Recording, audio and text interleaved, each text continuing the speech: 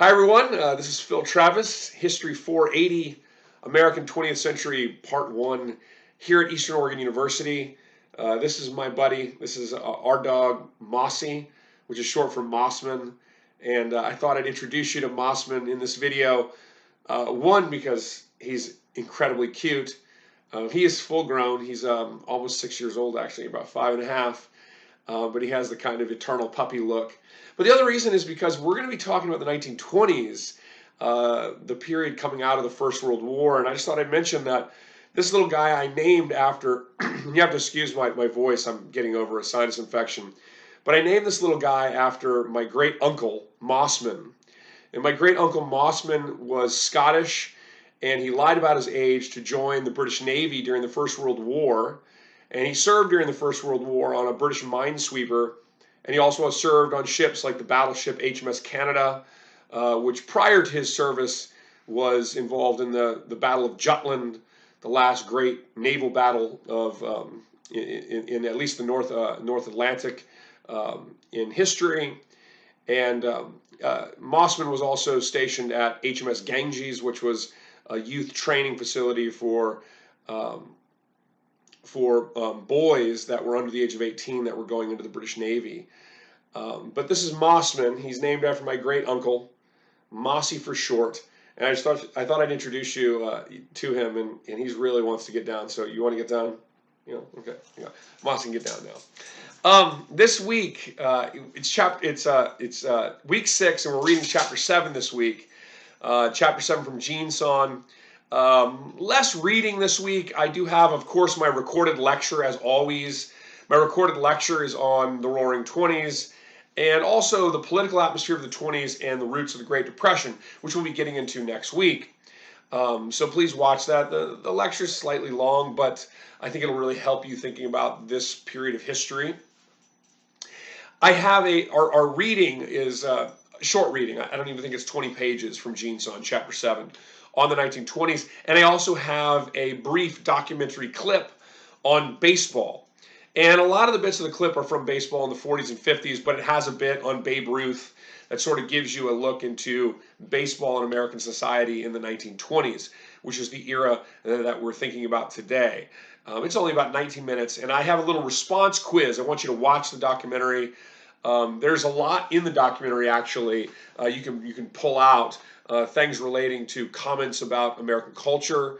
There's, I think, some visual evidence associated with, constructs of gender at the time, constructs of race at the time are discussed, as well as differences in terms of the game of baseball in American society as well. So I think there's more than just a thing about baseball. But I wanted to show you this documentary because I think, especially in the 1920s, the 20s through the 50s, in American history, in terms of spectator sport and American culture, baseball is very, very much at the center of that.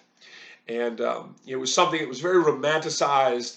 Everybody seemed to know who somebody like Babe Ruth was, for example, even though the vast majority who knew about Babe Ruth actually probably never saw him play because there was no television.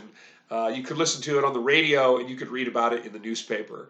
And so this sort of played into the creation of some really powerful, legendary, and romanticized rememberings of this period of American history.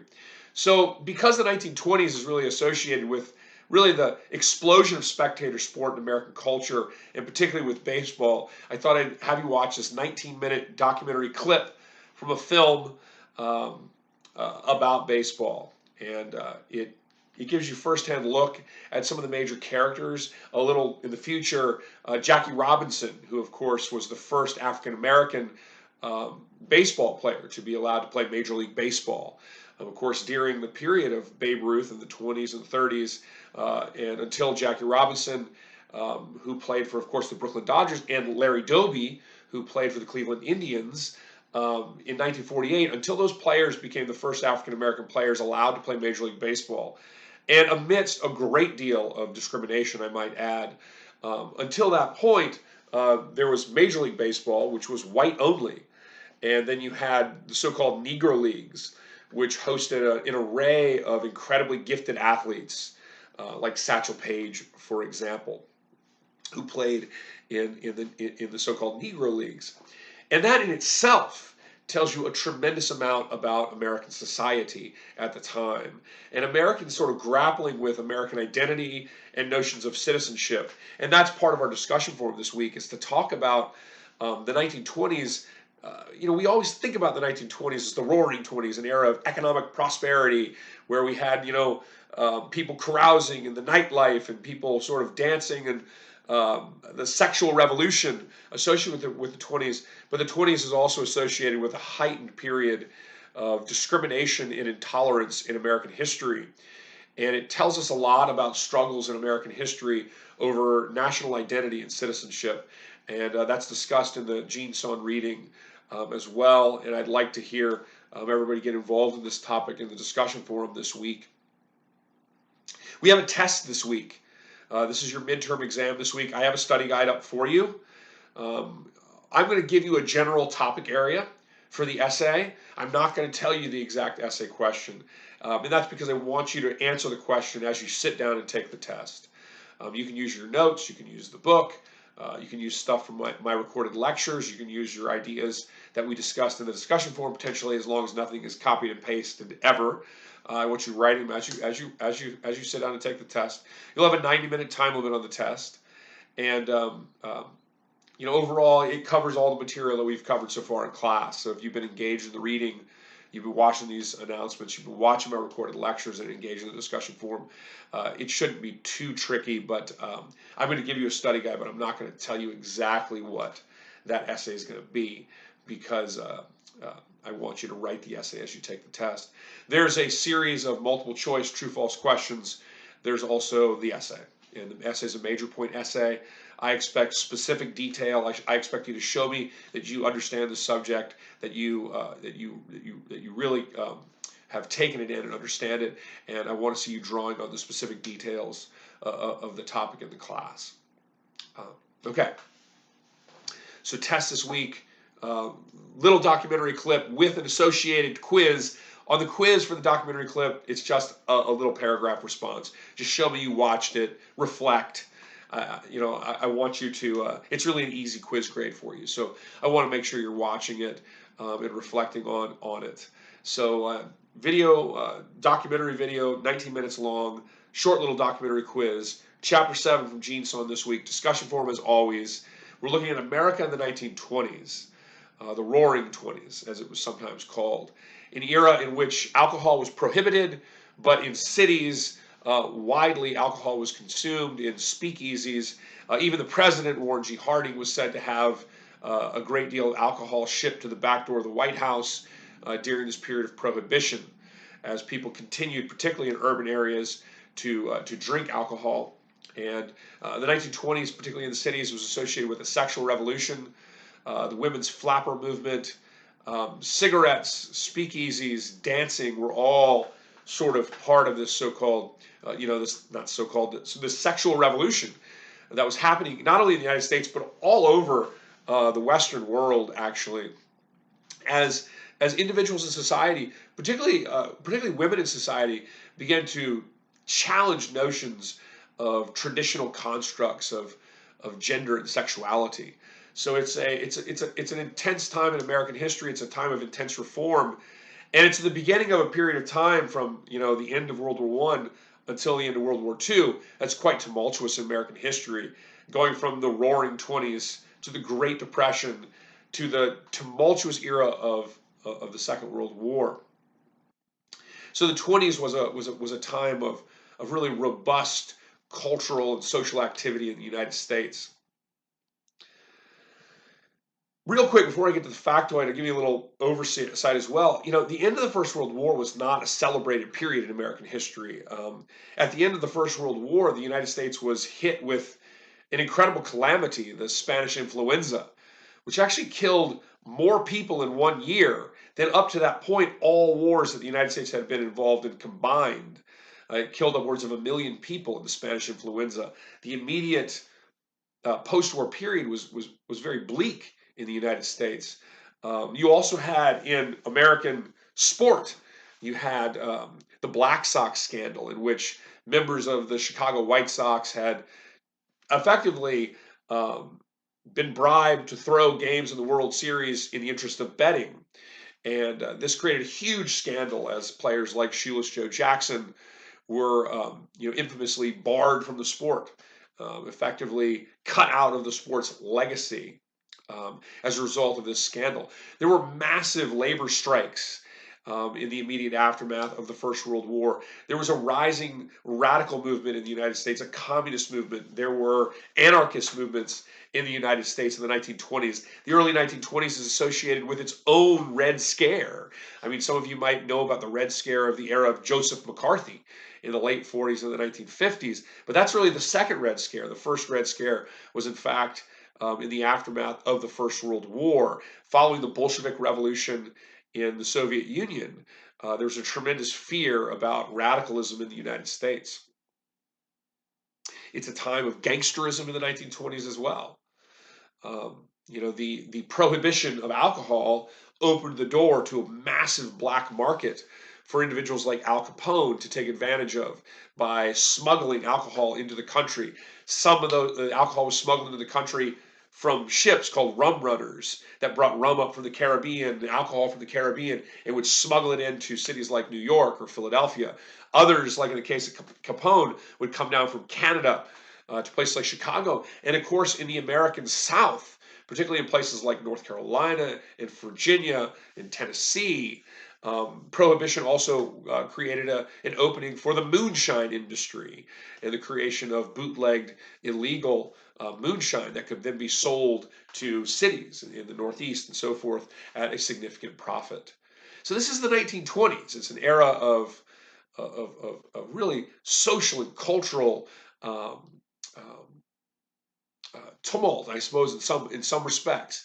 It's an era of incredible change. It's an era of illegal activity. It's an era that begins rather fearfully and rather bleak in terms of the realities in society. It's an era associated with spectator sport. The first superstar athletes, particularly Babe Ruth, the great Bambino.